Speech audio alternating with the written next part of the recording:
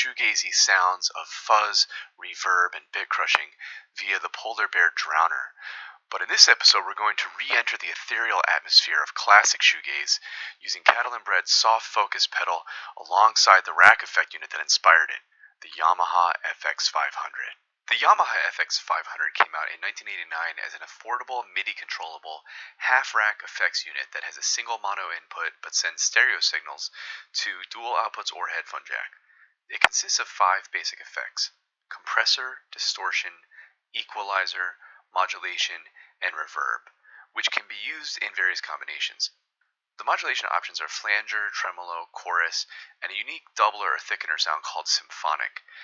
Meanwhile, the basic reverb choices include hall, room, vocal, and plate styles, but there are also echo and delay modes, and a combination of reverb with delay. However, another unique feature is something called early reflections, which provides for a longer pre-delay and even has a reverse mode. All of this makes for a unit that actually has quite a bit of versatility, so between that and its affordable price tag, it's no wonder that it became the core sound of pioneering shoegaze band Slowdive's revered 1993 album Souvlaki. Out of the 60 preset patches, the primary source of that sound was patch 40, known as Soft Focus, which is comprised of compression, EQ, reverb into delay, and symphonic chorus at the end. Let's hear how it sounds. I'll start by trying out a new tuning I'm exploring, FX500B, associated with math rock, post-rock, and Midwest emo sounds, but it's also great for shoegaze.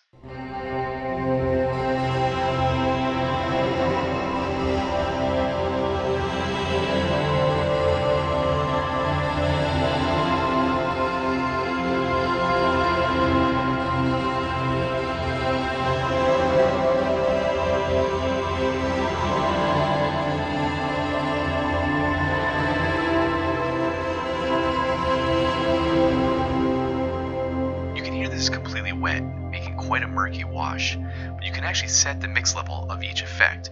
For a little more clarity and definition of the notes, I'll dial the reverb mix down to 70.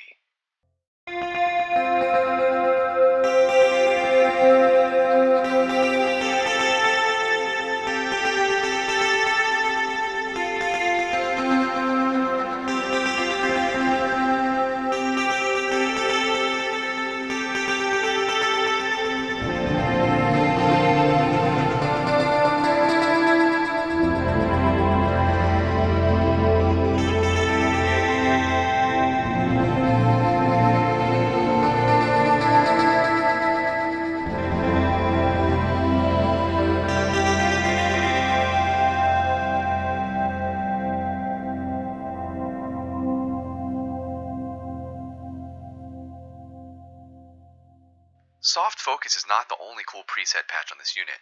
There are actually many cool presets, and some of them even have their own built-in drive and distortion. Let's hear some examples.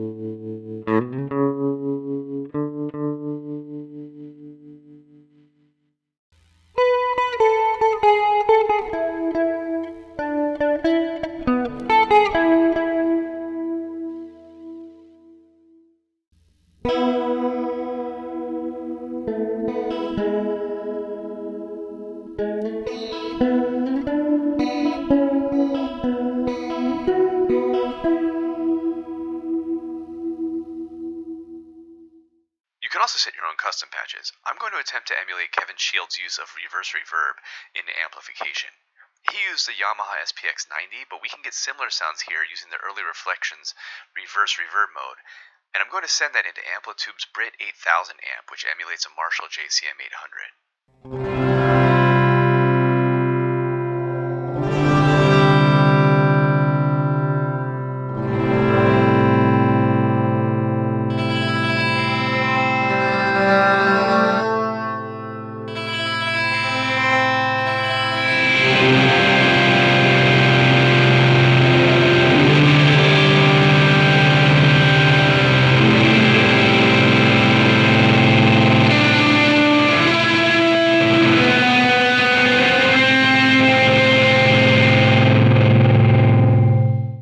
There's another rack unit called the Yamaha FX500B, which is nearly identical to the FX500, but this one's marketed for bass guitar. The preset patches are different, but the sound capabilities are pretty much identical, which means that in reality, both the FX500 and 500B work great with both standard and bass guitars. From what I can tell, here are the only differences. The 500 has distortion while the 500B has overdrive or OD, but they're basically the same sound except that the distortion has a low pass filter parameter. You can adjust the cutoff frequency, whereas the 500B has no LPF at all. The 500B has more EQ bands and options as well, allowing you to set low, medium, high, and high frequency levels. But the 500 only has low, medium, and high, and only the medium frequency is the one you can adjust the cutoff for. The 500B has only 30 presets for some reason instead of the 60 on the 500, and they're different presets of course, but there are still some cool ones, such as Space Bass.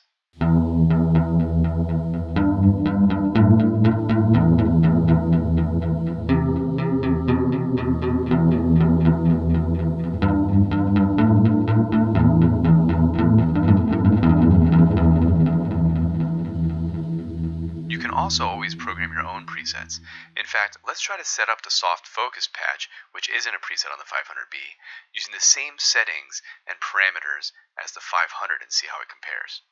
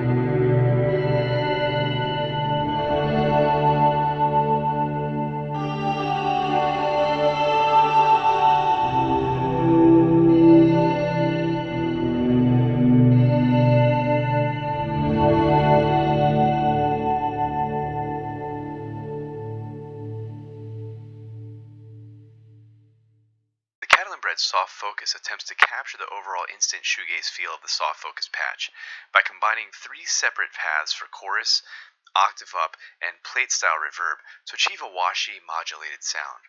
While this does work well for shoegaze and the overall idea is similar to the original, the sound is actually quite different. Catalinbread's reverb sound doesn't include any delay or stereo effects, so it's less lush and retro sounding, but more airy and ambient. Personally, I think this pedal would be a good choice for post-rock or ambient music. Let's give it a listen. First, I'll play some easy droning chords on my Telecaster in FX500B.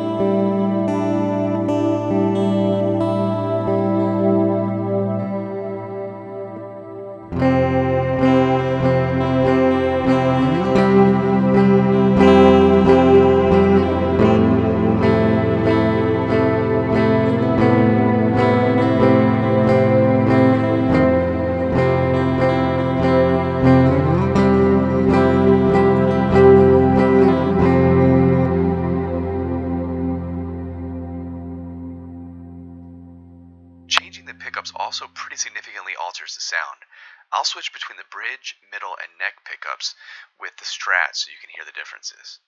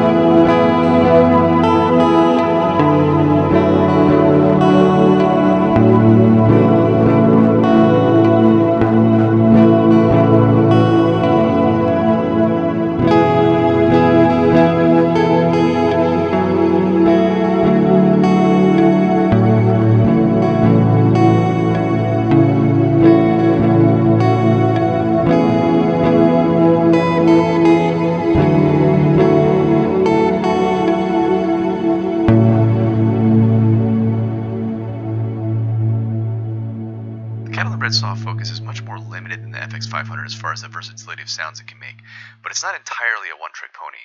One interesting sound you can achieve is a retro, almost gated reverb kind of effect that sounds great for some retro purposes like cold wave or post-punk style driving bass lines.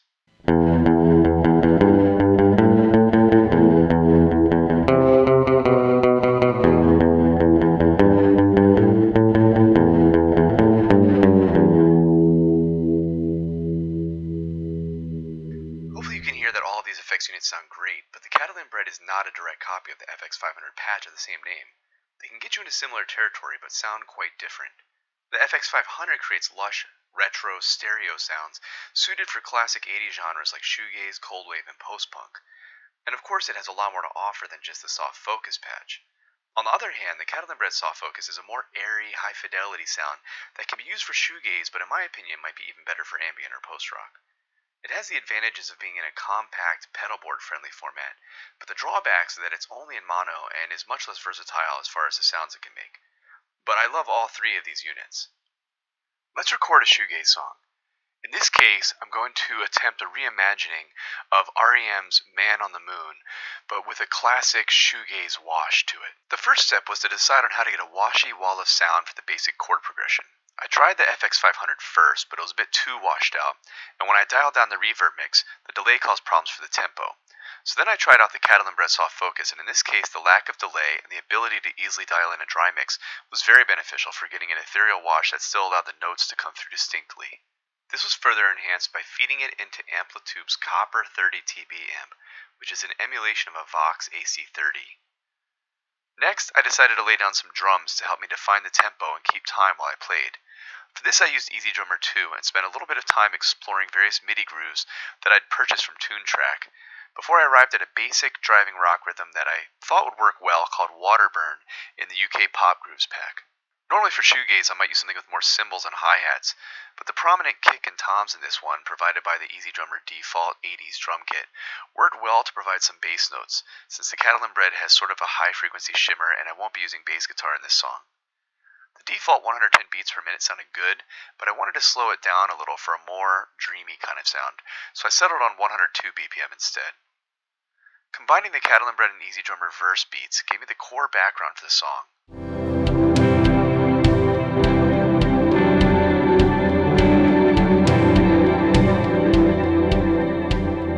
So up next is vocals.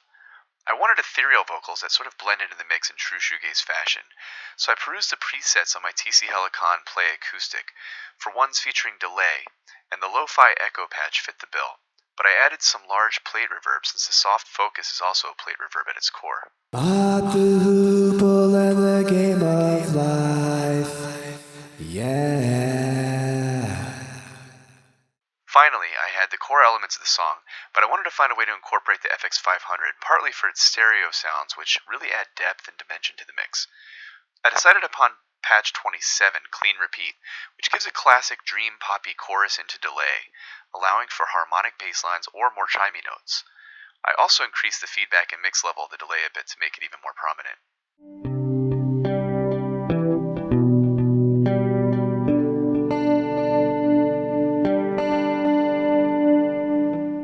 finally, after mixing everything to just the right level of murkiness, I imported the mixdown back in to apply Ozone 9 Elements mastering.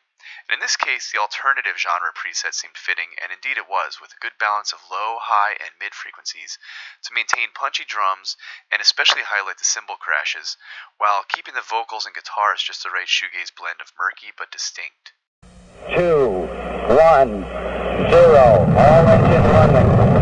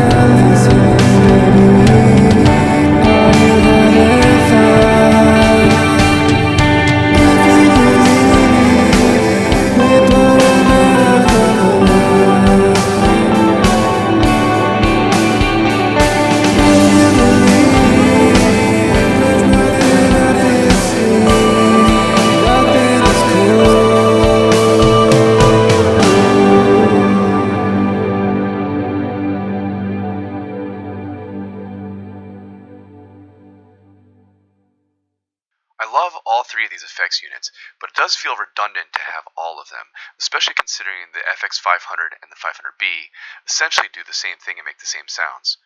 So if you're interested in buying one of these, check out the link in my description to find my Reverb store, where I'll probably be selling at least one of these, as well as some other used pedals on occasion.